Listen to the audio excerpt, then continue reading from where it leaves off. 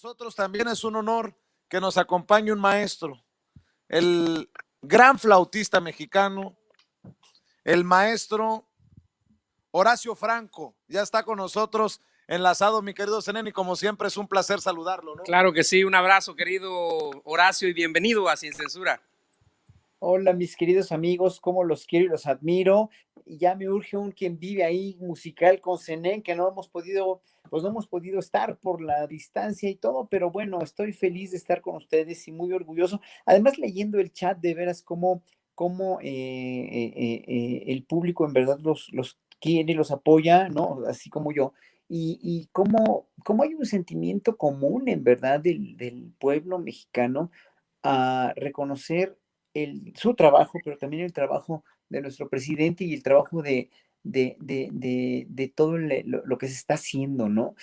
Estoy muy asustado yo de todo lo que está pasando, de todos estos movimientos, estas cuestiones de frena. Hoy incluso publiqué un artículo en El Soberano donde ya no iba a volver a escribir, pero leyendo los comentarios de este público maravilloso que tienen ustedes, pues en realidad sí yo me siento como un portavoz ciudadano de todo lo que está pasando y de una voz que en sexenio se dejó de escuchar, ¿no? Que era la voz del pueblo.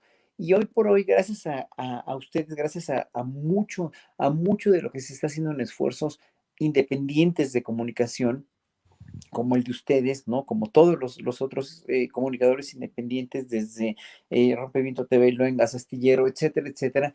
La gente tiene una voz, la gente opina, pero también se toma en cuenta, ¿no? Entonces, a mí me gusta mucho leer los comentarios que están escribiendo, porque hay obviamente, en verdad, un furor político en la gente y un furor de ser escuchado y de ser leído y de ser oído y de todo lo que pasa en este país, ¿no? Y pues, sobre todo ahora como están las cosas tan candentes con los fideicomisos, con lo de Morena, con lo de Frena, etcétera, etcétera. Oye, Horacio, por cierto, qué oposición tan desarticulada, disparan para todos lados, tiran chicle a la pared y ninguno les pega, y a lo único a lo que le han apostado es a subirle el tono a los discursos de odio, de veneno. De eso escribí precisamente hoy en el artículo que se publicó, de una oposición que pese a que podría tener, yo estoy seguro que tienen en la oposición gente muy valiosa, son la que no habla, es la que menos habla, los que más hablan y más vociferan son aquellos muy resentidos que ya perdieron sus cotos de poder, ya todos lo sabemos, ya todos lo asimilamos, pues, pero le seguimos dando demasiada importancia. ¿Y saben por qué? Porque los insultos, el lenguaje altisonante, los improperios, el denostar al presidente tan bajamente y tan mezquinamente, sin ver todo lo que se está haciendo, sin ver en realidad toda la transformación que se está dando, administrativa, social, cultural, y para el pueblo mexicano que se está dando en este gobierno. Obviamente pues, se pierden ellos en ese marasmo porque no les toca, no lo quieren ver, no lo quieren reconocer, ¿no? Y hay obviamente muchas cosas que el gobierno tiene que corregir, que lo han reconocido, pero siguen echando pedradas, como tú dices, siguen mentando madres, y en un momento dado, sí, obviamente el mismo gobierno se tiene que defender, pero yo creo que con más información, más clara, más concisa, más precisa, que vean que sí hay medicinas para el cáncer, que por ejemplo, mucha gente no sabe, pero se pueden pedir las medicinas, se pueden exigir y están las medicinas y no las quieren dar, por ejemplo, ¿no? Como cosas como esa, ¿no? Yo tengo una hermana que tiene cáncer, ¿no? Bueno, tuvo cáncer y no le querían dar sus medicinas, pero mi hermana es muy aguerrida y sí sabía el número de la función pública y se comunicó con la función pública y a fuerza se lo dieron. O sea, no hay que quedarse callados. O sea, la gente dentro del sistema, aún dentro de los medios mandos y los bajos mandos en las instituciones, aún quiere que persista esa corrupción, quiere que haya todavía ese sistema y claro, obviamente porque les conviene, porque hay mucho dinero de por medio de lo de las medicinas, por decir una cosa, ¿no? Entonces, obviamente la oposición se vale de eso para seguir echando mierda a diestra y siniestra y sobre todo querer transformar una opinión pública que ya estamos viendo que la mayoría, y sí lo veo en todos los portales que visito, en todas la gente del pueblo mexicano está ya harta de que se manipule de esa manera la opinión pública, ¿no? Y eso se va a ver al final con frena o sin frena, con la oposición o sin la oposición en las urnas el año que entra, ¿no? Por eso no debemos preocuparnos, pero sí debemos estar pendientes. Horacio, eh, hay crisis en el gremio periodístico, un tema que seguramente también le interesa a Zenén y que ha estado poniendo el dedo en la llaga. ¿Hay crisis con esto del COVID en el gremio artístico? Ustedes que se dedican al arte, ustedes que se dedican a la música, pues no hay eventos, no hay, me imagino, chamba. ¿Cómo le están haciendo? Porque no importa si eres el gran flautista mexicano o eres el trovador del barrio, están en una situación complicadísima, Horacio. Mira, tienes toda la razón, pero eso no nada más nos ha tocado a los músicos mexicanos o a los actores o a los bailarines, pues ahora sí que esta pandemia arrasó parejo con todo el mundo, ¿no? Arrasó parejo con todo el mundo, pero sí, hablando ya en cuestión de México, sí hemos tenido, obviamente el sector cultural siempre ha sido castigado entre comillas, porque hay muchas instancias, siempre ha habido muchas instancias y es de lo muy bueno que se le ocurrió al PRI hace 60 años o más, ¿no? De hacer institutos como el de Bellas Artes o de a las universidades de poner institutos de difusión cultural, crear orquestas, crear grupos de danza, crear grupos de teatro profesionales, además, en todos los rubros de la cultura. En otros países la cultura es patrocinada por la iniciativa privada. Y el gobierno que teníamos en México anteriormente, el gobierno priista, que era pues sí un país con un socialismo muy sui generis en las épocas de Diego Rivera, de Frida Kahlo, de Siqueiros, etcétera, ¿no?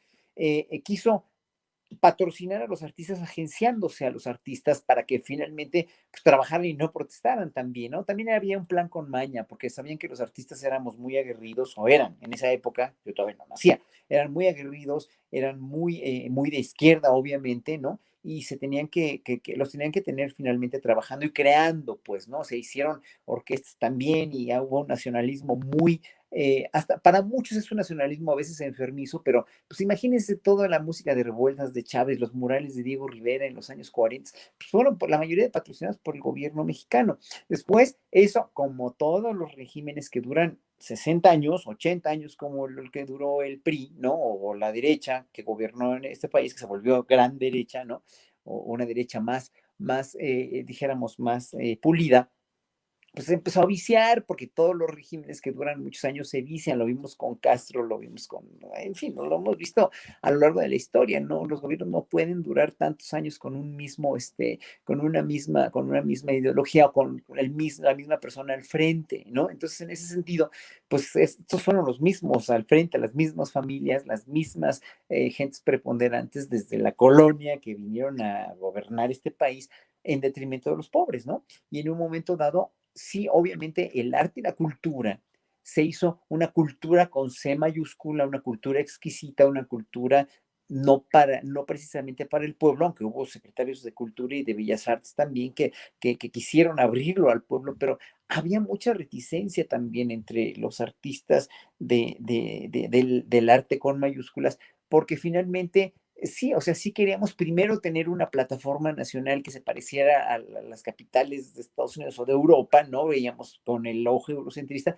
pero nos olvidamos de los artistas tradicionales, Zenén lo sabe muy bien, nos olvidamos de los artistas verdaderamente tradicionales que son geniales y que son maravillosos, como el que tienes al lado sentado ahí, o de los músicos indígenas, ¿no? Nos olvidamos de todo eso.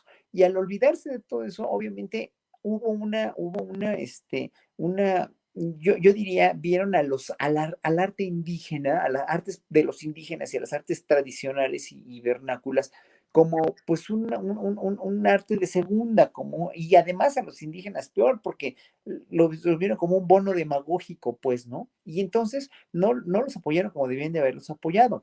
Hoy por hoy, los artistas de la cultura con mayúscula que hemos tenido becas o hemos tenido muchos beneficios, dijéramos, que no son beneficios comparables a los que han tenido políticos o gente que tranza en los mismos fideicomisos, pero que en un momento dado, muchos, yo no, obviamente, porque yo sí soy muy consciente de las desigualdades que hay en este país, pues muchos se quejan de que pues el gobierno no está haciendo mucho por nosotros, como lo hicieron en Inglaterra, como lo hicieron en Inglaterra, a todos los músicos les dieron becas verdaderamente grandes en esta pandemia para que pudieran seguir trabajando, ¿no? Pero nosotros, o sea, si siguen las becas del FONCA, obviamente siguen las becas de las instituciones del interior de la República para todos los artistas, pero también en este gobierno lo que hay y lo que mucha gente no sabe es un apoyo a las artes indígenas y a las artes tradicionales como nunca antes lo había habido y posicionándolas de una manera en que no había habido eso. Claro, ¿qué es lo que pasa? Que como la cultura tiene menos dinero que nada, ¿no? Porque no es una cuestión prioritaria de la producción nacional, no es como hacer chilaquiles, enchiladas o teléfonos celulares o medicinas para el COVID o lo que sea, pues, ¿no? No es algo de primera necesidad, pues siempre hay menos dinero para la cultura aquí y en China. Y a todos nos ha barrido parejo, o sea, no, la pandemia sí nos ha afectado mucho, pero nosotros por lo menos tenemos, yo por ejemplo, trabajo como profesor del Conservatorio Nacional de Música y con eso pues me puedo mantener. Si no he tenido conciertos desde marzo, pues ya los tendré y nos apretamos un poco el cinturón. Pero ¿cuántos artistas que hay que trabajan en la calle? ¿Cuántos artistas indígenas hay que piden limosna? Pues no tienen nada, ¿no? Y obviamente a esa gente es a la que hay que ver, y esa gente es la que nuestro presidente en verdad ve como como una riqueza enorme para poder en verdad posicionar a México como un país cultural parejo, no de una cultura con mayúscula y de una cultura que está ahí olvidada. Pues mi querido Horacio, tú siempre viendo por los más vulnerables y eso es parte importantísima de tu grandeza. Yo te pido por favor que no nos abandones, que regreses más seguido a Sin Censura. Aquí te extrañábamos. No, pues yo también los extraño, pero siempre los sigo, los veo, ¿no? Veo sus programas y disfruto mucho de lo que haces en él y quiero volver a tocar con Zen, a ver si un día nos damos un quien vive ahí con sana distancia. Y en verdad, mira, porque en verdad, los comentarios de todo el público, muchas gracias a todos que estoy leyendo aquí en otro teléfono que tengo a Hugo González, a Graciela López Corona, muchas gracias por su comentario. Mucha gente que está escribiendo, tienes una audiencia fabulosa y una audiencia muy, pero muy consciente socialmente de lo que en este país pasa y de lo que en verdad debería seguir pasando. La amenaza de Frena, quiero concluir con esto, querido, nada más. La amenaza de Frena, hasta antes del sábado pasado de la manifestación, pues la veíamos casi que con gracia y con una benevolencia de que, pues, pobrecitos, ¿no? Pero aguas, porque hay que difundir, hay que educar a la gente que está en nuestro alrededor. En verdad, hay que decirles, esto no funciona. Vean todo lo que, por ejemplo, Bernardo Barranco, el análisis que hace Bernardo Barranco en su programa Sacro y Profano la semana pasada del Canal 11 sobre todos estos de veras muy peligrosas, muy, pero muy peligrosas indoctrinaciones de la derecha muy católica en este país, que no tengo nada en contra de ninguna religión, pero la cuestión de la ultraderecha católica sí nos puede pegar muy duro si no nos cuidamos. Y si la oposición desmembrada que dices que hay, que sabemos que está desmembrada, que sabemos que no es funcional, que sabemos que está dividida, pero si la oposición se va con esta finta y le empieza a dar importancia y empieza a ver esto, va a haber un bolsonarazo en México en algunos años. Ojalá que no, ojalá que me equivoque, pero es muy peligroso. Pues Horacio, has puesto el dedo en la llaga y espero que te recibamos nuevamente, que esta es tu casa, por cierto, Sin Censura, muy pronto. Y por lo pronto, maestro, como siempre, nuestro respeto y nuestra admiración. Saludos y cuídate mucho. Muchas gracias a todos. Gracias, Enen. Ojalá que pronto nos veamos, querido Vicente. Ya, en verdad, sí, yo los extrañaba mucho platicar contigo y estar con su público maravilloso. Nos vemos pronto, maestro. Gracias. Gracias, es Horacio Franco, siempre con su humildad y su gran corazón con nosotros en Sin Censura. Una admiración profunda para ese artista, para ese creador, para ese ser humano y para analista también del momento político que vive la historia del país. La conciencia y figuras como Horacio al arte, a la música, en general le hacen falta para posicionar precisamente este mensaje ante las autoridades, ¿no? De respeto a cualquier presión artística que sea necesaria y que es necesaria aquí en el país.